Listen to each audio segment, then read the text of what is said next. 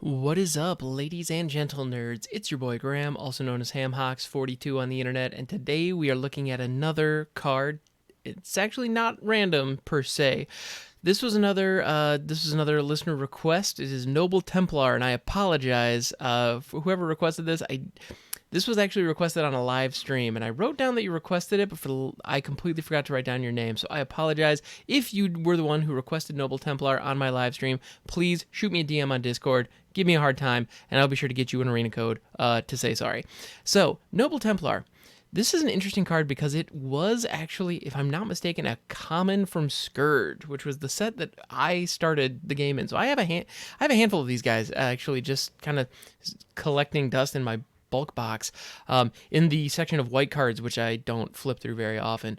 So Noble Templar, it costs 5 generic and 1 white for a human cleric soldier that is a 3/6 with vigilance. Now 3/6 for is a 3/6 vigilant for 6. Now it is a human cleric soldier, so those are a lot of types that you can leverage to do fun, interesting, different tribal things. So that's not nothing, but what makes this card really interesting and where it really stands out is it has an ability called Plains Cycling. And if I'm not mistaken, I believe Noble Templar might be one of the only cards, if not the only card, who actually has Plains Cycling. And what that means is you can pay 2, discard it like you would any other cycling situation, but instead of drawing a card, you search your library for a Plains card, reveal it, put it into your hand, then shuffle your library. Now, there's a word that I didn't say there right before Plains, and that was basic. I did not say basic Plains, and so as a result, you can search up Shocklands, you can search up Triomes, you can search up, well, any land that has the type Plains on it. That gives you a lot of options. That gives you a lot of really good options, as a matter of fact. Even the original dual lands, you can actually fetch those out with this guy and put them in directly into your hand. So in a game of Commander where you need to fix your mana, having Noble Templar actually can really set you up for success. In a multicolor situation where you need to fix your mana. The one thing and the best part about that is, it's a mono white card.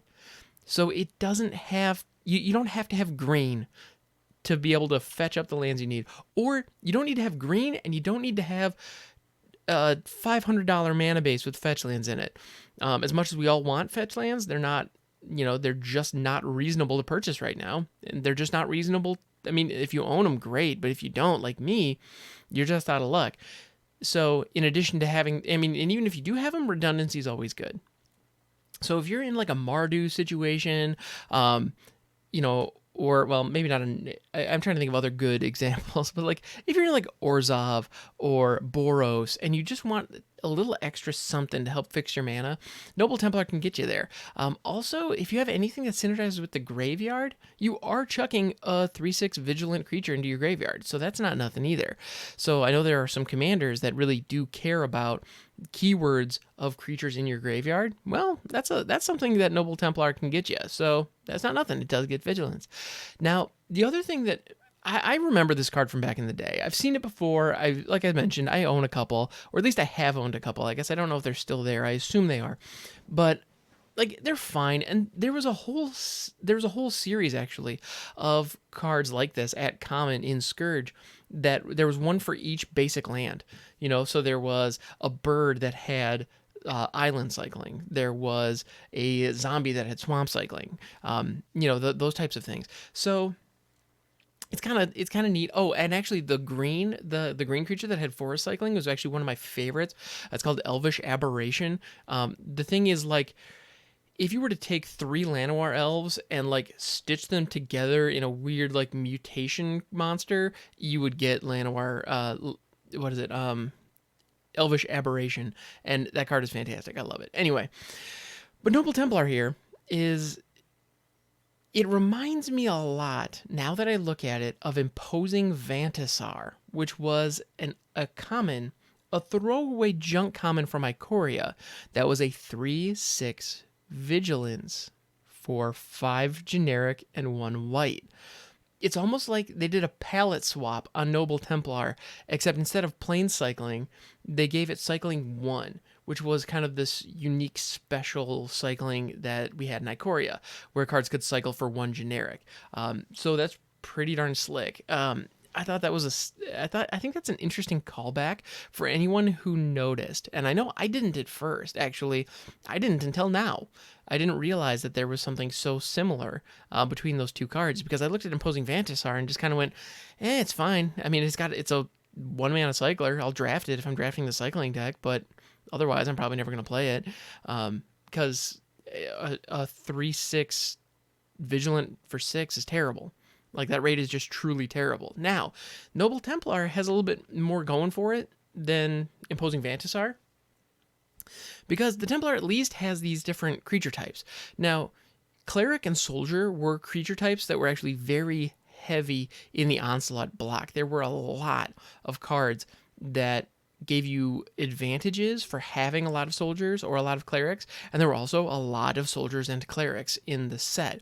So, Orzhov Clerics was something that was a really powerful deck. Actually, a buddy of mine had one, and I think he ran Noble Templars in that deck, now that I think about it. And, man, I got wrecked with that thing a lot. It was really freaking good. Meanwhile, I had a mono-white Soldiers deck that actually had a Noble Templar or two in it, and it was playable in that situation because I wanted to have soldiers on the battlefield, but I also didn't want to get mana screwed. And so it would help in those situations where if I had it in the early game, I could just chuck it and go fetch up a land and keep moving. But if I got it in the late game, I could actually play it out. And the rate wasn't wonderful, but I got a Vigilant Soldier, and in that particular situation, it also benefited from cards like the Daru Warchief that made soldiers less expensive to cast, and it gave all soldiers +1/+2. So if I had one or, oh my goodness, two of those on the battlefield, then all of a sudden, Noble Templar would come in as a 5/10 with Vigilance for 4. Now, that's pretty darn good. That's actually very good. So if you can find those synergies that you can use to your advantage with Noble Templar, it can become playable in certain situations.